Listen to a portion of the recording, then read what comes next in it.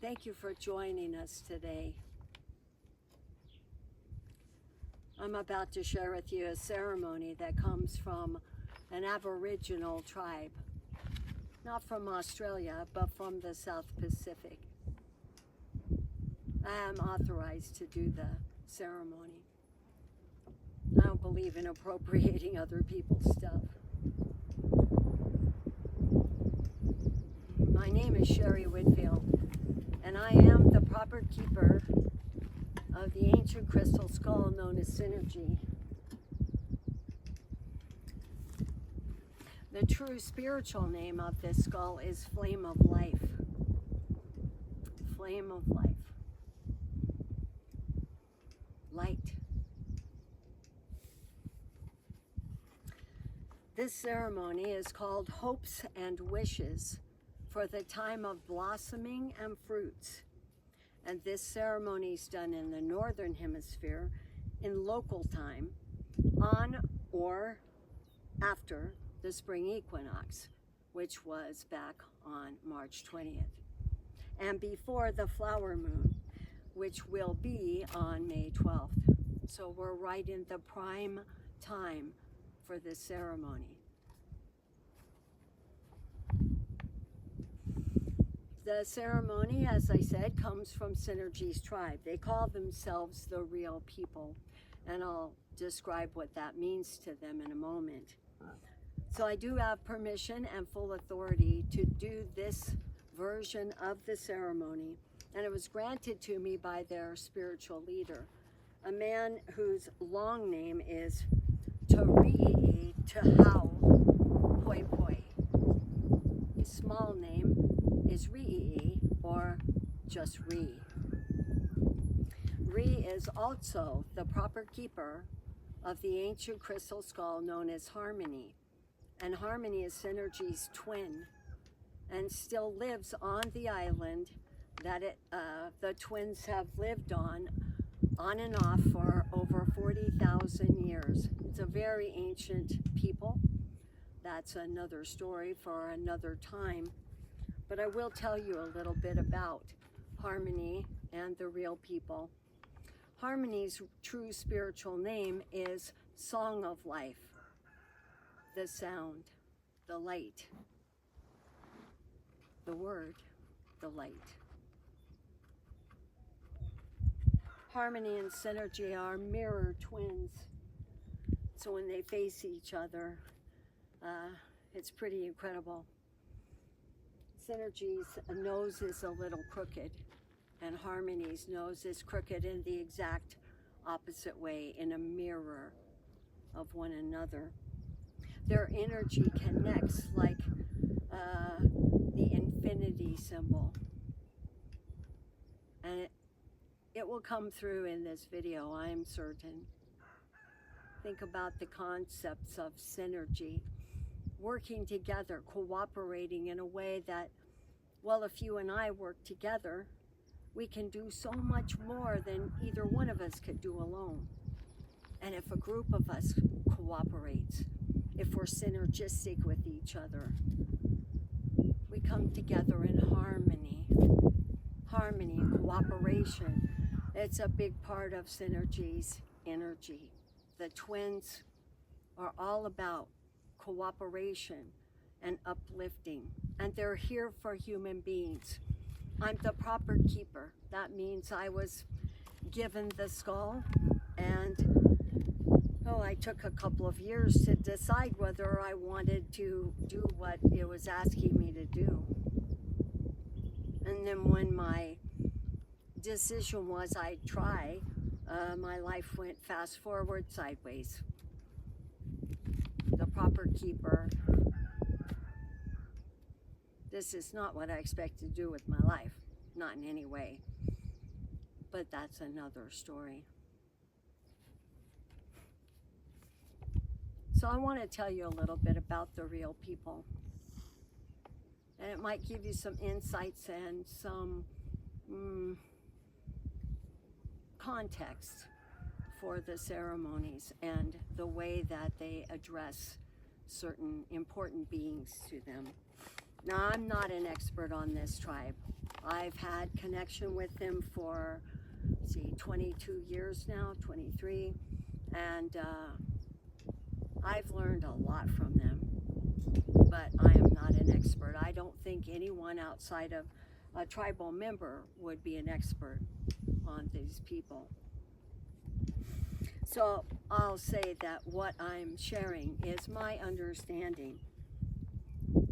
It's a small part of my understanding, and I'm always learning more and more from Ree and his students. His apprentice is a woman, which is extremely rare. In the history of Synergy's existence, there's only been 5 women, always at a time of great change. There's never been the keeper of a skull on the island that's a woman, because they traded off, sending one twin out into the world and keeping one back. This woman's name is Lotu, which means heart. And she's going to need a strong heart going forward. All over the world, people are having a rough time right now, one way or the other. There's a lot of fear. Human beings don't deal with fear very well. They go right into anger. And I hear a lot of people speaking about hopelessness and fear and not knowing what will happen.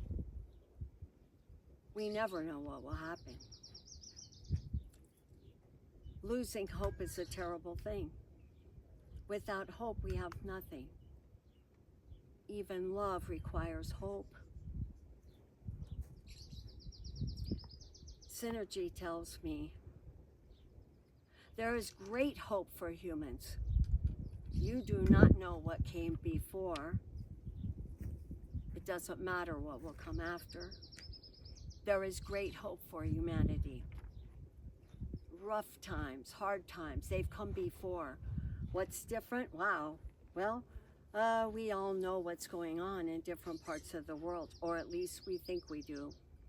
I travel outside of this country and I see things that are quite a bit different than what is shown on the internet. But that's another story too. The real people have lived in the way that they live for 40,000 plus years. It's hard to believe. Their DNA is quite different from most people, most human beings, and they have a pretty big percentage of Neanderthal DNA. And they credit their ancestors for their spiritual beliefs. And among those ancestors are the Neanderthals, who they say saved their very lives over and over again. So they lived on these islands, which are north of Micronesia, for a long time.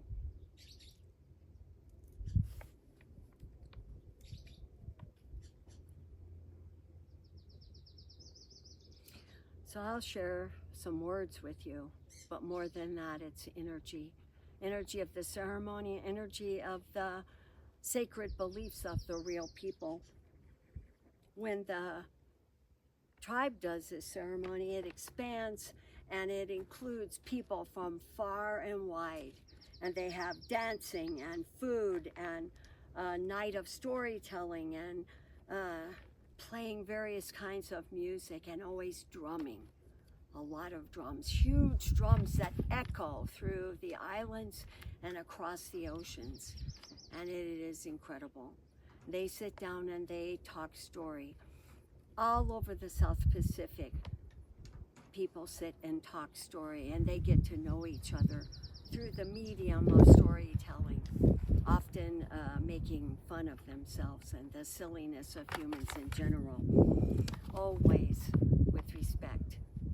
Because the real people believe that what makes us real is our ability to respect each other. And you'll hear me refer to this repeatedly. Being real and being respectful. So here's some background information about this. One of the things that's a bit different, I think, from this ceremony to others you may have seen is the fact that beings that are both seen, like the sun and the moon and the earth, and unseen, from the tiniest microbe to nature spirits and beings like cloud people. And there's a lot of respect for every living creature on this planet and the planet itself. Their long ago ancestors, the ones whose names have been forgotten through time, they're the ones that they credit for teaching them what makes a person real. And they spend a lot of time meditating and praying and discussing what makes a person real. Yes, I have notes because I could go off on a tangent and forget what I was supposed to say in the ceremony. If you know me at all, you know I can talk for a while about these things, maybe a little too long. So their concept of respect, it's sacred. It's a spiritual conviction, and it encompasses a profound compassion for all living beings. Respect is a recognition of another being's right to exist. Even though they may not understand us, and we may not understand them, we may not agree with their actions, we may not agree with their belief systems, but they have a right to exist. Respect is an appreciation that every soul has a purpose for being on this planet.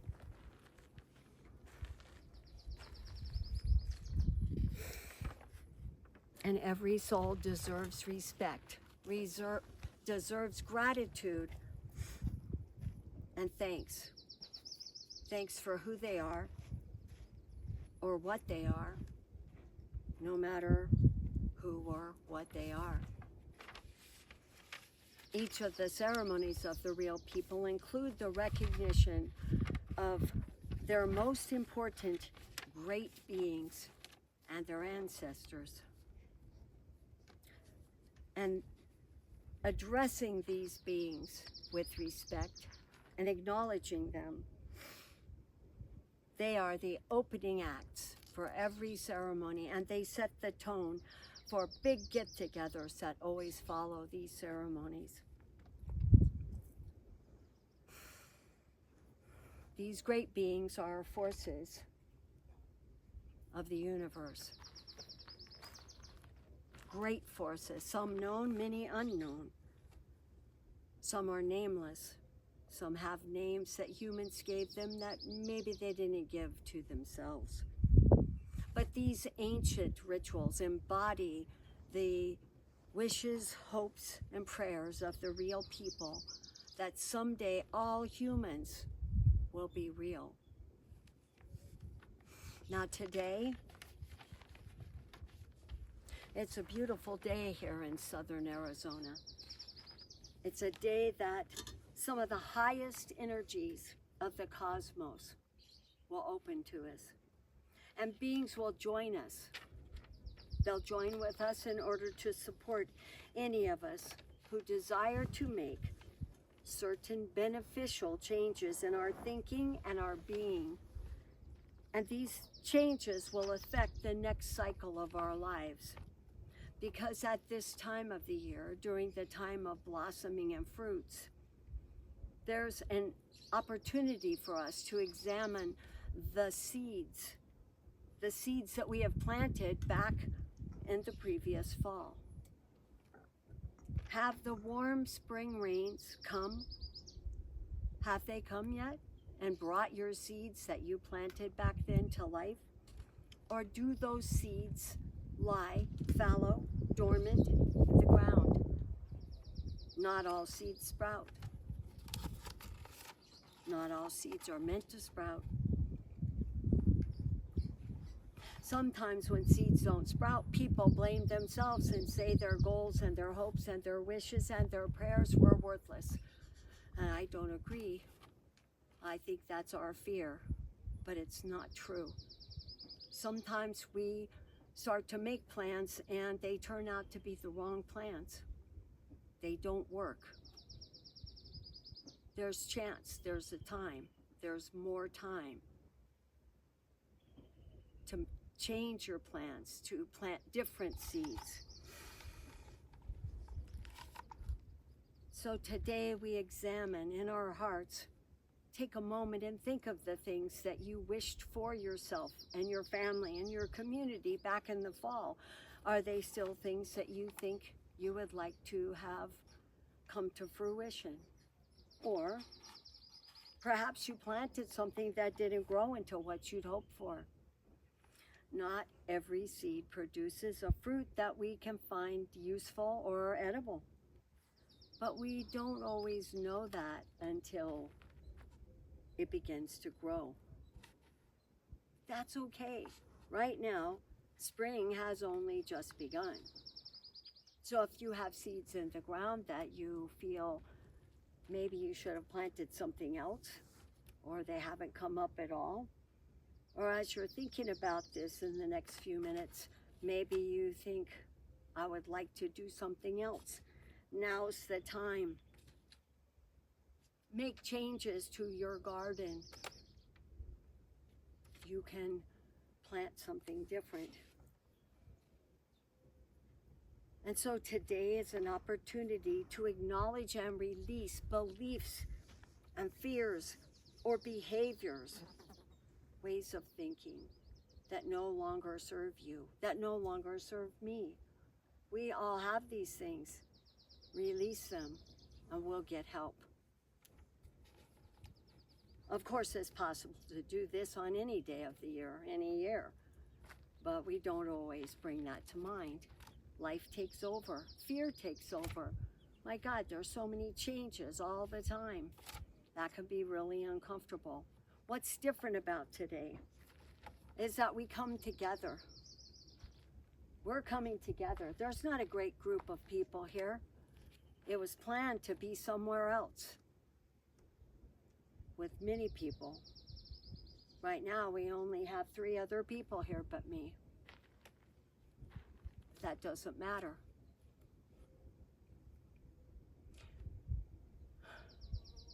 We come together to support each other. And they're here to support you and to support me and to support the energy that goes out into the world. This is a stone circle. And this is